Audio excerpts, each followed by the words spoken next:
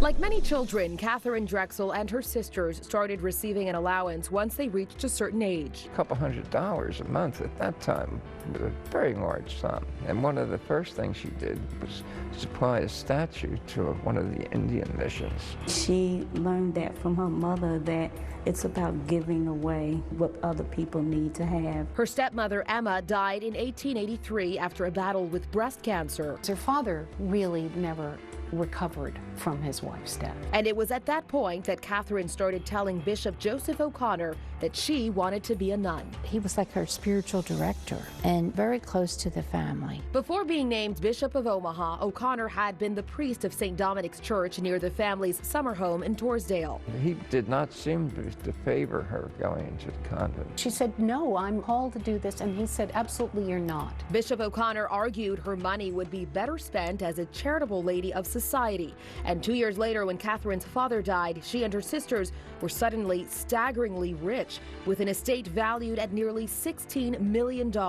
She could have done anything she wanted to do. Her father left 10% of his fortune to charity and split the remainder among his 3 daughters with built-in protections against fortune hunters posing as suitors. As long as the 3 girls lived, they received $1,000 a day on the interest of the money, and that's how they did their work. All 3 shared a devotion to the needs of African Americans. Katherine was moved by the plight of Native Americans as well. Remember, I mean, this is the time of the great massacres, the genocide of the Native American people. The sisters donated an altar in memory of their parents to the Cathedral Basilica and founded an industrial training school for orphan boys in Eddington, named for their father. I went through St. Francis Vocational School. I had several brothers that went through it also. But Katherine was devastated by the loss of her father. She fell apart. She was in despair. So the sisters took a trip to Europe to help Katherine get over her grief.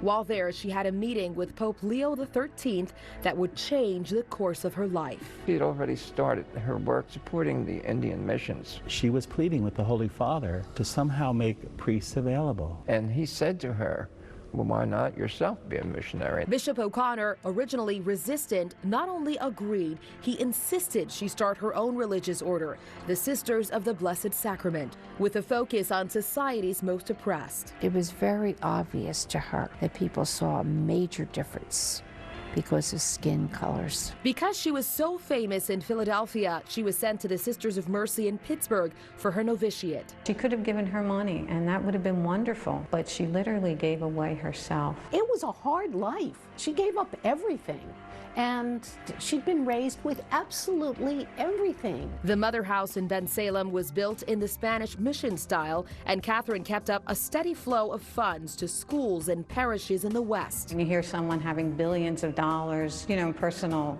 finance, you say to yourself, well, what do you do with all that money?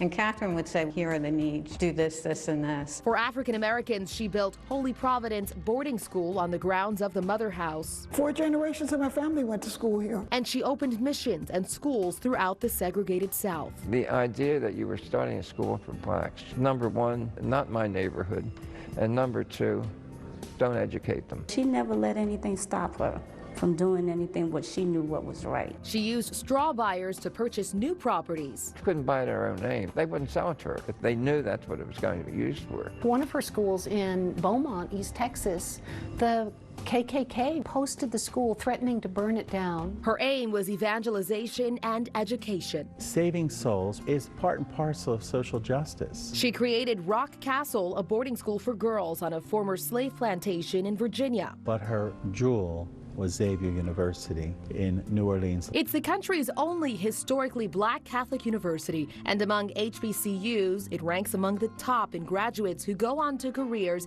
in medicine, the sciences, and judgeships.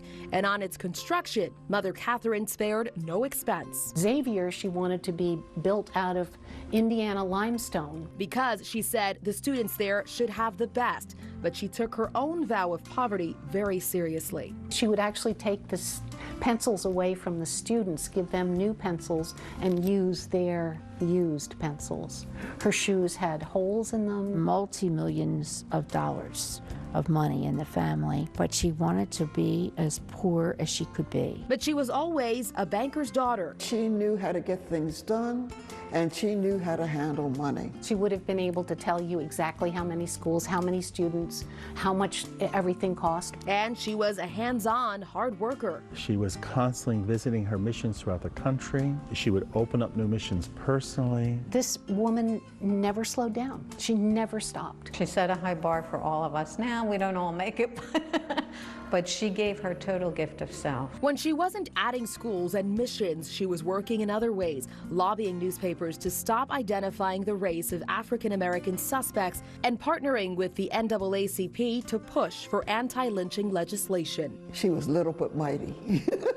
There was a fire in her, and we need people on fire like this today. For St. Catherine's Sisters of the Blessed Sacrament, the mission continues. After teaching students in rural Louisiana and Harlem, New York, Sister Lynn Marie Ralph is now Director of Education at St. Martin de Porres in North Philadelphia. Mass is at 10 o'clock every Sunday, and I promise you, you will be blessed. Sister Donna Breslin helped start a Meals on Wheels for seniors in Louisiana, served the Puebla people in New Mexico, and ministered for 12 life-changing years in Haiti. We had many children who were malnourished when we first came down there. And after 4 or 5 years, people in the community would say, our children used to go to the cemetery, but now they go to school. I just returned from Jamaica. Sister Faith Okerson taught in Atlanta during the Civil Rights era, then went to St. Ignatius in West Philadelphia, one of 4 historically black parishes in Philadelphia. All 4 were heavily funded by the Drexels. She and the sisters mean so much to me. Dr. Trudy Brown went to school at Holy Providence. Here I am